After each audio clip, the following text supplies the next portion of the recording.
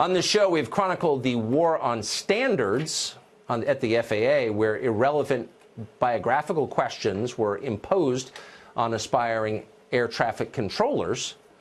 Sadly, this is far from the only example of standards declining in the United States. Beneath public view, there's never debate on any of this. It just happens.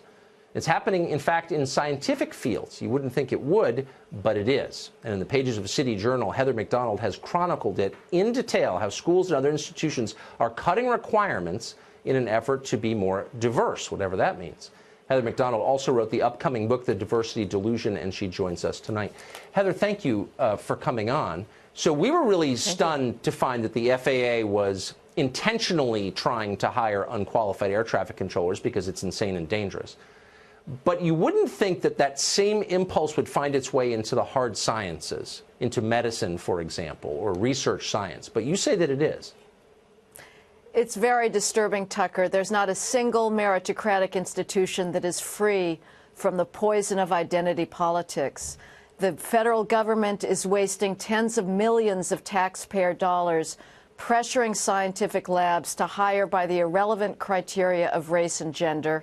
It's doing research on, get this, intersectionality in the STEM fields, research conducted by two specialists in gender identity. This is not what Congress had in mind when they created the National Science Foundation in 1950 to sponsor serious scientific research. We're putting our scientific competitiveness at great risk by introducing the total irrelevancy of race and gender diversity into scientific accomplishment. Well, I'm confused because I thought the left, quote, believed in science. They had a whole march announcing that, I think, about a year and a half ago. Is there scientific evidence that the race or gender of a scientific researcher, for example, is material, that it affects the outcome of the experiment in some way? Well, the left hates science when it's proving facts that they don't like, and it hates objectivity.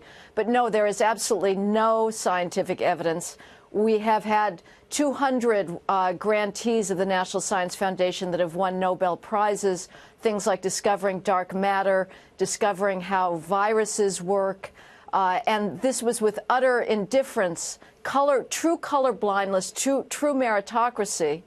And there's, of course, a conceit on the left that diversity matters in scientific thinking. No, it doesn't. If a lab is all female, great. If a lab is all Asian, great. If a lab is all black, great. All the public cares about is, are you working to cure Alzheimer's? And the way you do that is by being color and gender blind and hiring on merit, not on race and gender.